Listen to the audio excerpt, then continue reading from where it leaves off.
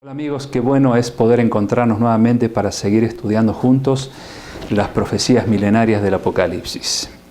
Hoy vamos a estudiar un tema realmente apasionante, como todos han sido hasta aquí, pero este quizás sea sobresaliente por la expectativa que despierta en la mente de mucha gente. La bestia del Apocalipsis y el 666. Y nos vamos a desligar de todas esas cosas que se han escrito y aún se han filmado, películas teniendo en cuenta ese número misterioso 666, pero como no han sido producciones hechas a la luz de la Biblia, se han tomado conceptos totalmente extraños, diferentes, fantasiosos, que nada tienen que ver con la verdad que Dios muestra sobre este misterio. Así que hoy vamos a analizar ese tema, y aquellos que por primera vez están viendo esta website, por favor les sugiero, les recomiendo, comiencen a estudiar el Apocalipsis desde la lección número 1 que pueden encontrar en esta website y van a poder entender bien todas estas cosas que venimos analizando. Tienen preguntas, inquietudes, opiniones, usen el blog, el espacio que tenemos en la web para que con gusto podamos leer esas opiniones y contestar a las preguntas que ustedes tengan pendientes, ya sea del tema que estemos presentando ahora como temas anteriores, y con gusto habremos de ponernos en contacto con ustedes. Vamos a empezar, como siempre lo hacemos, con una oración. Querido Dios, ante la expectativa que significa encontrarnos con la enseñanza tan clara acerca de la bestia y el 666 que están en tu palabra, solo te pedimos que una vez más nos des sabiduría y entendimiento para que no saquemos nuestras conclusiones, sino que podamos ver cuáles son tus conclusiones a través de los símbolos, a través de estos misterios que están en el Apocalipsis. Danos entendimiento, bendice a mis amigos que están mirando estos videos y estudiando tu palabra, en el nombre de Jesús. Amén. Bueno, entonces amigos, vamos a introducirnos al estudio del Apocalipsis una vez más. Quiero recordarles, antes de ir al libro del Apocalipsis, lo que San Pablo escribió en 2 de los Corintios, capítulo 11, versículo 13 al 15. Un pasaje que ya habíamos analizado hace unas cuantas lecciones anteriores atrás. Allí San Pablo habla acerca de personas que se presentarían como religiosas, como líderes religiosos, sin embargo, no serían verdaderos hijos de Dios. El capítulo 11 de 2 Corintios 13 al 15 dice: porque estos son falsos apóstoles, obreros fraudulentos, que se disfrazan como apóstoles de Cristo. Y no es maravilla, porque el mismo Satanás se disfraza como ángel de luz. Así que no es extraño si también sus ministros se disfrazan como ministros de justicia, cuyo fin será conforme a sus obras. A esta altura del estudio, amigos, ya entendemos perfectamente que el diablo tiene sus artimañas, tiene sus trampas, tiene sus medios para tratar de engañarnos. Y aquí San Pablo dice que, obviamente, uno de los medios más poderosos es usar a líderes cristianos, pero que son inspirados por el diablo, no son apóstoles de Cristo, sino de Satanás, porque son inspirados por este gran engañador, falsos apóstoles. Jesús había dicho también en San Mateo 24, que muchos vendrán en su nombre diciendo yo soy el Cristo, y a muchos engañarán, incluso si fuere posible a los escogidos. Así que no todo lo que brilla es oro, en cuestiones religiosas también. Y tenemos que acostumbrarnos a aceptar esta realidad desde el punto de vista espiritual, porque si bien nos pueden engañar en muchas otras ciencias, sabemos que toda ciencia humana es pan para hoy y hambre para mañana en algunas cosas, ¿no? En algunos aspectos, aunque muchas ciencias son muy buenas. Sin embargo, en la ciencia de Dios, en la ciencia de la salvación, amigos, tenemos que tener mucho cuidado. Allí es donde más nos tenemos que cuidar, porque si nos engañan y vivimos en el engaño, nos vamos a perder. La salvación está primero y por lo tanto es mucho más importante que cualquier otra ciencia humana. Que nos engañen en cualquier otra ciencia, pero no en la ciencia de la salvación. Para eso está este libro, para enseñarnos la verdad. Quiero decirles, amigos, que Dios muchas veces actúa como cirujano. Ustedes saben que la función de un cirujano es tener que cortar, herir con el objetivo de sanar. Quisiera el cirujano no tener que operar, no tener que abrir un cuerpo. Quisiera operar de otra manera, pero no hay otra forma más que cortar y sacar el mal de ese cuerpo para sanar. Es doloroso, pero finalmente es de gran beneficio. Hasta nos salvamos de la muerte por una operación. Dios hace lo mismo como gran cirujano espiritual. Muchas veces hiere nuestra conciencia, pero con el único objetivo de sanar, el único objetivo de mostrarnos la verdad. Por lo tanto, si usted se siente herido, como quizá en el tema anterior se sintió herido o herida, recuerde, el cirujano divino está queriendo operar su conciencia para poner en ella, para poner en su corazón la verdad pura, tal como está en la palabra de Dios, y no seguir detrás de enseñanzas humanas que van en contra de la palabra de Dios. Vamos a otra carta de San Pablo, segunda de Tesalonicenses, capítulo 2, versículo 3 y 4. Antes de leer el capítulo 13 de Apocalipsis, donde analizaremos este misterioso tema de la bestia y el 666.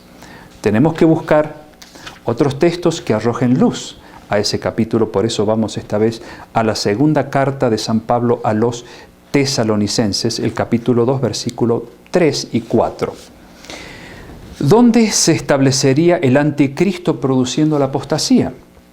Bueno, San Pablo dice aquí: nadie os engañe en ninguna manera, porque no vendrá sin que antes, no vendrá Cristo, porque está hablando de la segunda venida de Cristo, no vendrá sin que antes venga la apostasía y se manifieste el hombre de pecado, el hijo de perdición, el cual se opone y se levanta contra todo lo que se llama Dios o es objeto de culto, tanto que se sienta en el templo de Dios como Dios, haciéndose pasar por Dios.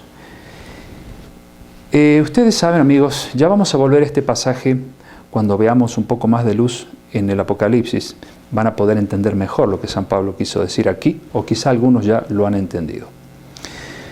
La palabra bestia en el Apocalipsis, así como lo vimos en la lección 1 cuando explicábamos algunos ejemplos de cómo descifrar algunos símbolos o misterios, vimos que la palabra bestia no tiene un sentido insultante en la Biblia. En realidad, bestia es un símbolo. Daniel 7:25 dice que una bestia es un reino, es un poder terrenal. Así que quienes hablamos con estos términos no estamos refiriéndonos en forma insultante a ningún poder terrenal, sino más bien como un símbolo, pues así Dios lo enseña en su palabra. ¿Qué detalles de la primera bestia simbólica nos permite ubicar geográficamente la sede de la bestia? Vamos a ir a Apocalipsis capítulo 3, versículo 1. Es un capítulo que habíamos visto cuando estudiamos hace tiempo ya, el capítulo 13, versículo 1, cuando estudiamos acerca de cómo habría un lugar donde el anticristo aparecería, donde el error se implantaría. Y ahora vamos a ver más específicamente en el capítulo 13, versículo 1, lo que San Juan ve en visión. Me paré sobre la arena del mar. ¿Se acuerdan que mar es multitudes, naciones, pueblos, lenguas? Ya lo hemos visto esto de acuerdo a Apocalipsis 17:15. Y vi subir del mar una bestia, es decir, vi subir de las naciones, de los pueblos, de las muchedumbres, vi subir un poder terrenal, que tenía 7 cabezas y 10 cuernos. En el último tema vimos que esas 7 cabezas son los famosos 7 montes de Roma, y los 10 cuernos son los 10 reinos europeos que habían caído bajo el dominio de Roma. Entonces, en sus cuernos, dice San Juan, vio 10 diademas y sobre sus cabezas un nombre blasfemo. Esto dice Apocalipsis 13:1. Y de acuerdo al capítulo 17, verso 9, entonces allí está la descripción de que las 7 cabezas son 7 montes, y más adelante, versículo 10 dice que son, habla de los 10 reinos que Roma tenía bajo su dominio, los 10 cuernos, que dice aquí con la palabra cuernos, y vemos entonces que este poder estaría geográficamente ubicado en un lugar donde habría mucha gente, pueblos, naciones, muchedumbres y lenguas.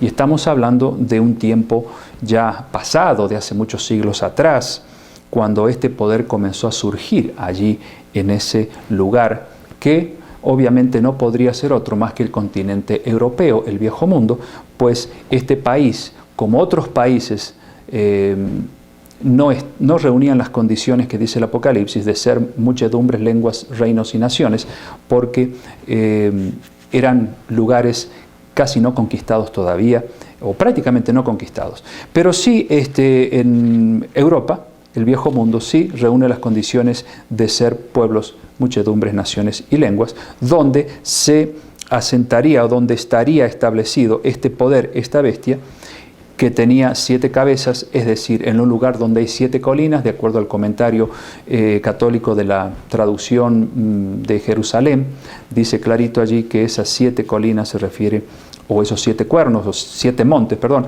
se refiere a las 7 colinas de Roma. Vamos al versículo 2 del capítulo 13 de Apocalipsis. Y la bestia que vi era semejante a un leopardo y sus pies como de oso y su boca como boca de león, y el dragón le dio su poder, su trono y grande autoridad. ¿Quién es el dragón? ¿Se acuerdan cuando estudiamos Apocalipsis capítulo 12, donde se dice que el dragón es el diablo y Satanás? Entonces, el diablo le concede a este poder terrenal 3 cosas: poder, trono y grande autoridad. Si ustedes leen Isaías capítulo 14, allí van a encontrar que el deseo del diablo en el cielo era querer tener su trono y ser como Dios. No lo logró obviamente, pero quiso lograrlo aquí en la tierra a través de un poder terrenal.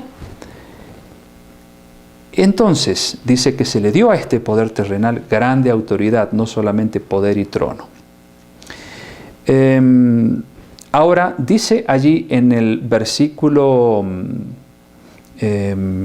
7, un poquito más abajo, y se le permitió hacer guerra contra los santos y vencerlos.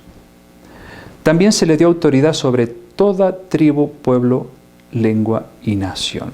O sea, que habla aquí de un poder perseguidor, un poder que persiguió a los hijos de Dios y que lo hizo por un tiempo que ya hemos estudiado en lecciones anteriores, un tiempo de 1260 días, años, o 42 meses, o tiempos y medio tiempo, como dice Daniel capítulo 7, verso 25, que se refiere a la misma extensión de tiempo, 1260 días o años. Aquí en el capítulo 13 menciona que fueron perseguidos los cristianos por 42 meses. Versículo 5, se le dio boca que hablaba grandes cosas y blasfemias, y se le dio autoridad para actuar 42 meses. Si ustedes multiplican 42 por 30, les va a dar 1260 días o años. Es decir, Dios esconde este periodo realmente tremendo en el cual la iglesia de Cristo, los que guardan los mandamientos de Dios y tienen la fe de Jesús, como dice Apocalipsis, fueron cruelmente perseguidos por la iglesia de Roma, y de alguna manera se cumplía la profecía, pero lo extraño y lo triste es que eran cristianos contra cristianos, ¿no? En el nombre de Dios, a través de los tribunales de la Santa Inquisición, se sacrificaba cruelmente a aquellos que no estaban de acuerdo con las enseñanzas de Roma.